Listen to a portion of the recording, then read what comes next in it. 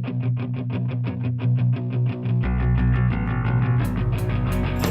homework helpers, it's time for math homework helpers, oh yeah! Math homework helpers, it's time for math homework helpers, oh yeah! Multiply, divide, add or subtract, figure what the answer will be. You can do it with a little help from your friends here on TV. Math homework helpers, it's time for math homework helpers, oh yeah! Math homework helpers, it's time for math homework helpers, oh yeah!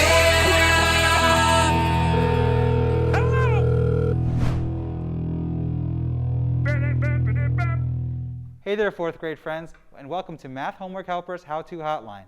I'm Mr. Tang. And I'm Max, and we're here to help you all with your math stuff. So, Mr. Tang, before we get started, I do have a question for you. What's on your face?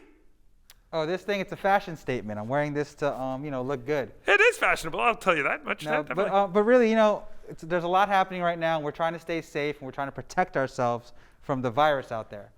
But seeing as we're outdoors, and it's only the two of us here, and we're at least 6 feet apart. Yep. Maybe we could do the rest of the session without it on. Okie dokes. I like how we're talking about safety first. Always important. Even more important than math is your safety. But speaking of math, Mr. Tang, what math stuff do we got for these kids today? All right, so our fourth grade friends have been working in their October number corner, spending some time solving multi-step multiplication problems. Whoa. So we're going to go ahead and take a look at a couple right now, particularly how to deconstruct some more complex problems and breaking them into smaller, easier to maintain steps. Okay.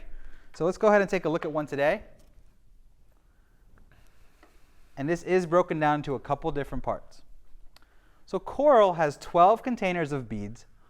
Pearl has 16 containers of beads. Each container has 5 beads in it. How many beads do the girls have in all? Oh, I know. A lot. A lot. Okay, should we write a lot and just move on with done. our day? Moving on. No, we can't do that. I'm just kidding. We can't do that. But what we can do is take our time with this problem and break it down to the best of our ability. So let's go ahead and read it again, because I don't think we could ever solve a word problem just by reading it one time. Oh, yeah. Good idea. Coral has 12 containers of beads. All right, so we know we have a character named Coral. Yes. Pearl has 16 containers of beads. So there's a coral and a pearl. Is beads a person? No, beads is not a person. So beads is something that they're collecting, it looks like. Right. So each container has, so coral has 12 containers of beads. Maybe I should write this stuff down, huh? Sounds like a good idea. So coral has C for 12, coral. and pearl P for pearl. has 16 containers. All right, what else do we know? Each container has 5 beads in it. Okay. So each container equals 5 beads. That's a lot of information. It's a lot of information. 2 sentences. How many beads do the girls have in all? So we're looking for something all together. So let's take a look at question A. What is the problem asking you to find out? Well, I guess the last sentence kind of sums that up, right? Yeah. It says, ask how many beads are total? Yeah. So the total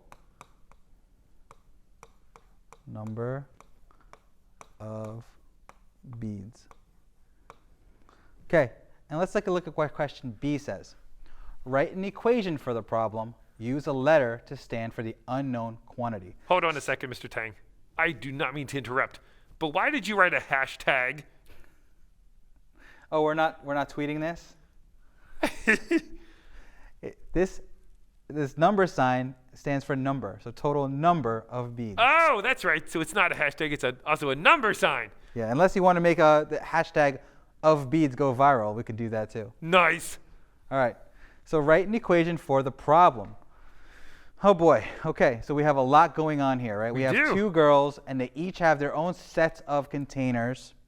So I'm retelling the problem right now, and my understanding is that each of the containers has 5 beads in them. Correct. So coral has 12, and pearl has 16.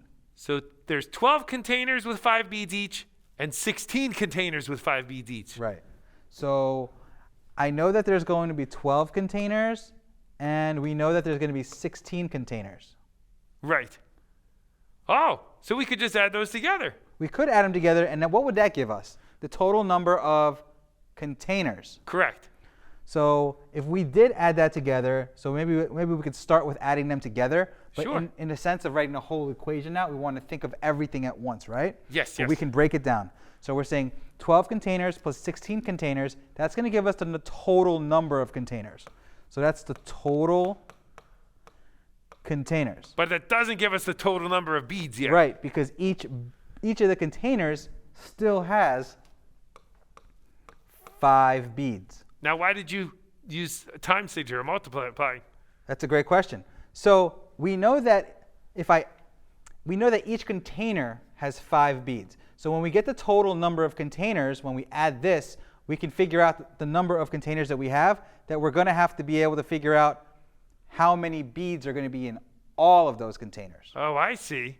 So for every container, I mean, you could do it like adding 5 for each one. We could add 5 for each one. But that would take forever. We might be here all day. Yeah.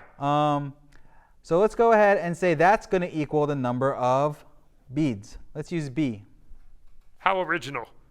for beads. Very nice. So let's go ahead and explain this equation again. Yeah, tell me what all these numbers and things mean. Yeah, so the 12 and the 16 represent the number of containers that coral and pearl have. So that combined is going to give us our total number of containers. Gotcha. And the reason why we're multiplying it by 5 is because in each of those containers, we have 5 in each of them. Gotcha. So instead of adding 5 plus 5 plus 5 plus 5 plus 5 plus 5 plus 5 That for would the take rest a of our long time. lives, Yeah. right, we're going to go ahead and multiply that. So let's go ahead and now solve this problem. So we're going to use the space below and show all of our work. And now we've done a nice job of setting up our equation, so now we can go ahead and break it down. Break it down, Mr. So the Tang. total number of containers we have is going to be 12 plus 16. So if we have 12 and we're adding 16 to it, this is going to give us the total number of containers. So 2 plus 6 is 8, and 1 plus 1 is 2. So the total number of containers? 28 containers. So Nice. we have a total number of containers, which is going to be 28. So now what we're going to have to do with that is multiply it by 5. And that's going to give us our total number of beads. Right, because we got to get 5 beads in each one of those containers. Right. So for 28 times 5, let's go ahead and solve that using an area model. Oh, cool. So the area model method of multiplication, even though it's not the way a lot of us learned it at home when we were kids, is going to be a nice way to conceptually break down multiplication by saying it's a different way for us to look at multiplication by breaking down the tens place and the ones place. Okay. So the number 28 can be broken down into 20 plus 8. Makes sense. Because 20 plus 8 is 28. And that's great. And so all we're doing here then is that we're going to use an area model to represent the different multiplication that's happening when we multiply 28 times 5. So here in this rectangle, we're going to multiply 20 times 5. And then in this rectangle, we're going to do multiply 8 times 5. Okay. So just like we would do if we were to do 28 times 5, we're multiplying the 5 times the 8 and the 5 times the 20. That makes sense. But this is a nice way for us to conceptually break down and see what's actually happening here. And because I know my multiplying by tens and the patterns there, I know that 5 times 20 is the same thing as saying 5 times 2, which is 10. And then 5 times 10, which is going to be, we're going to put a 0 there to annex that because it's multiplying by another power of 10. Gotcha. Oh, so there it is. It's 100. Yeah, and if we actually were skip counting by 20 5 times, we would also get to 100. You know what I think of as money with that one? If you had 5 $20 bills, that equals to $100. Right, right. And then over here we have 8 times 5, which is going to be 40. And you can skip count by 5 8 times to get there. Totally. So now we have two partial products here. We have 100 and we have 40. And the way to get the answer all together is just add them up. So if we add up 100 plus 40, we get 140. Nice. So Oh my gosh, Mr. Tang, I think that might be the total answer. I think so. I think you're right. So we took 28 and we multiplied it by 5, and we got a total answer of 140, which is going to be the total number of beads. Wow, that's a lot of beads.